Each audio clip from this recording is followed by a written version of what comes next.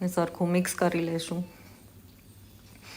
અને જે રીંગણ જો થોડા આખા ચંક્સ રહી ગયા હોય તો એને પણ ચમચાથી થોડું ક્રશ કરી લેશું.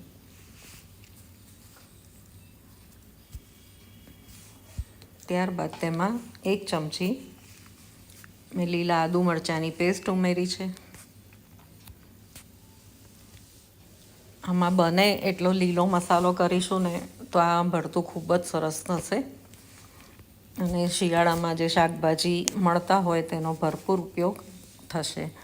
હવે ચપટી હળદર ઉમેરી છે અને 1 ચમચી લાલ મરચું પણ ઉમેર્યું છે. આમ તો અમારા સુરતી સ્ટાઇલમાં નથી ઉમેરાતું, પણ કલર સરસ આવે રંગના માટે મેં 1 ચમચી લાલ મરચું કાશ્મીરી ઉમેર્યું છે. સ્વાદ મુજબ મીઠું ઉમેર્યું છે. અને હવે આપણે ધોઈને સાફ કરીને સમારી રાખેલા લીલા કાંદા,